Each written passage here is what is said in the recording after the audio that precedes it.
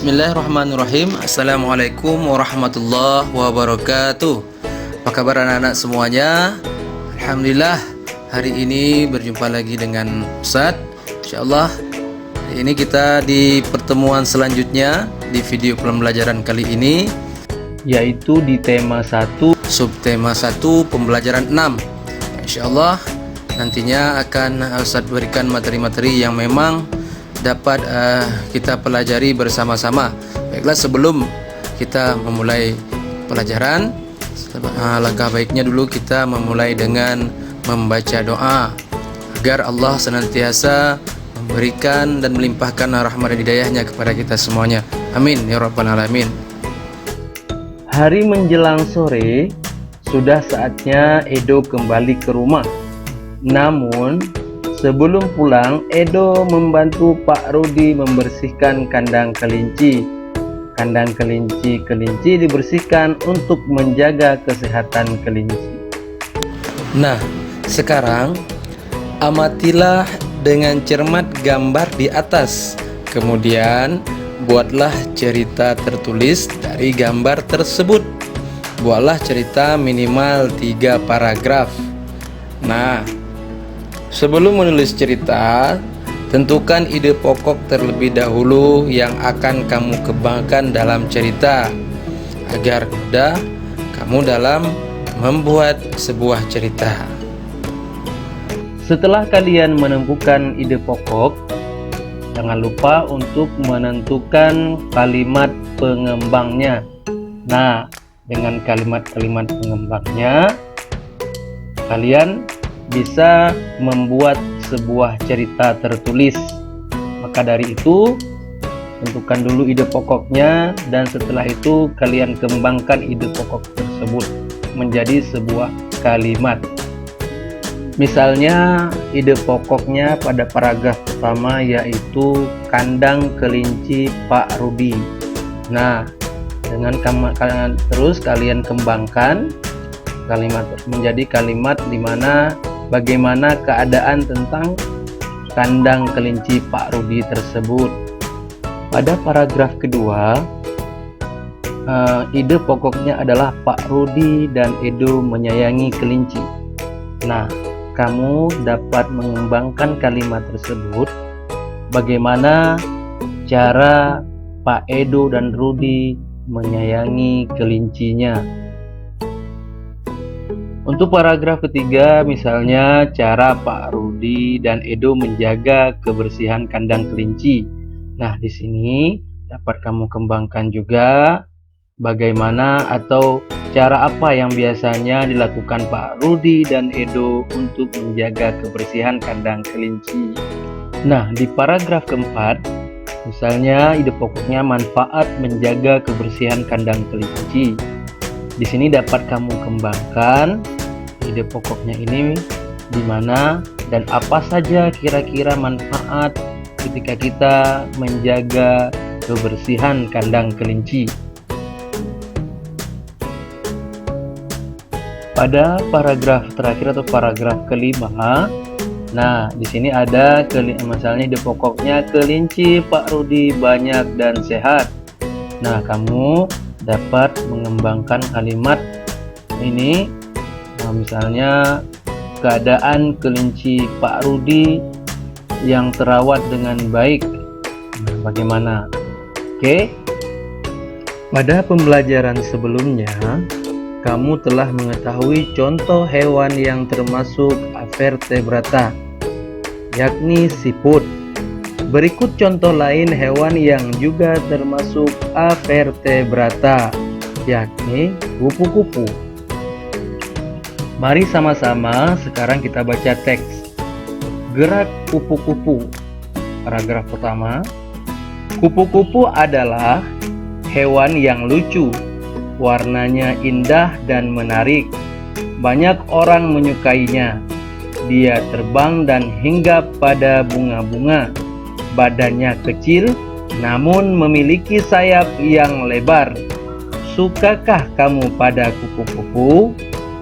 Paragraf kedua. Kupu-kupu termasuk hewan serangga.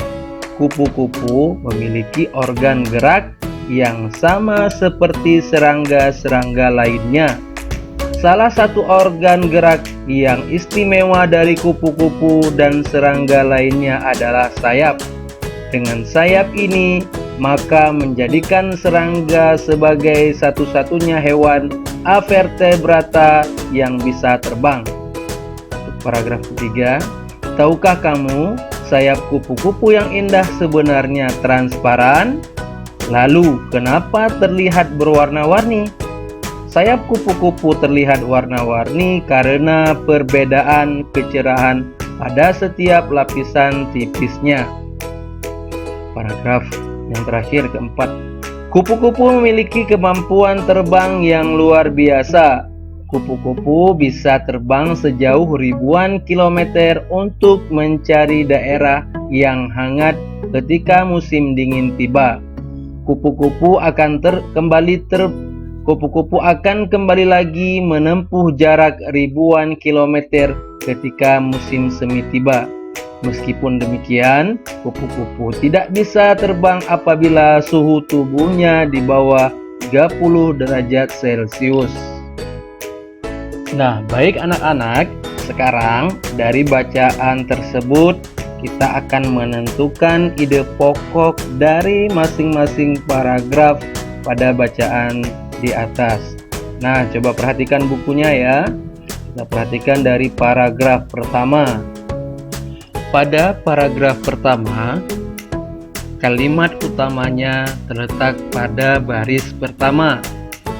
Maka dari itu, ide pokok dari paragraf pertama adalah kupu-kupu adalah hewan yang lucu. Pada paragraf kedua, kalimat utamanya berada pada kalimat pertama atau baris pertama. Jadi, ide pokok dari paragraf kedua adalah kupu-kupu termasuk hewan serangga.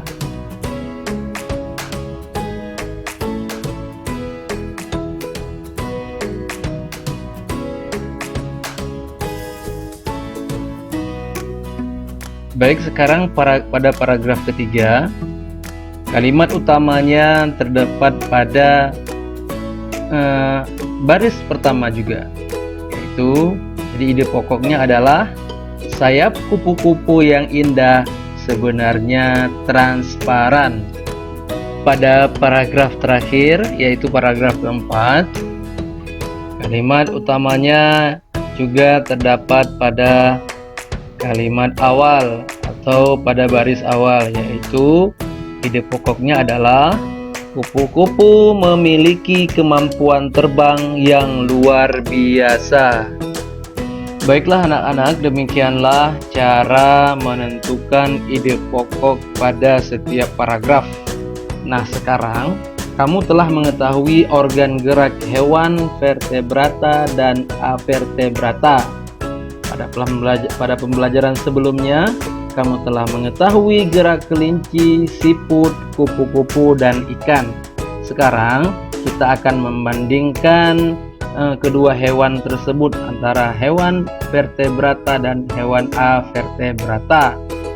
Kita akan membandingkan kali ini dua hewan saja, yaitu ikan dan siput. Perbedaan yang akan kita bahas yaitu tulang belakang, organ gerak, rangka dalam, rangka luar, dan gerakan tubuh pada hewan vertebrata dan avertebrata. Untuk tulang belakang, pada ikan memiliki tulang belakang, sedangkan pada siput tidak memiliki tulang belakang. Pada organ gerak, ikan menggunakan organ gerak menggunakan sirip, sedangkan siput organ geraknya adalah kaki perut. Di bagian rangka dalam, ikan memiliki rangka dalam, sedangkan siput tidak memiliki rangka dalam. Sedangkan pada rangka luar, ikan tidak memiliki rangka luar, dan siput memiliki rangka luar. Dan untuk gerakan tubuhnya sendiri, Ikan memiliki gerakan yang cepat dan lincah, sedangkan siput lambat. Assalamualaikum warahmatullahi wabarakatuh. Bagaimana anak-anak? Sehat-sehat saja semuanya ya.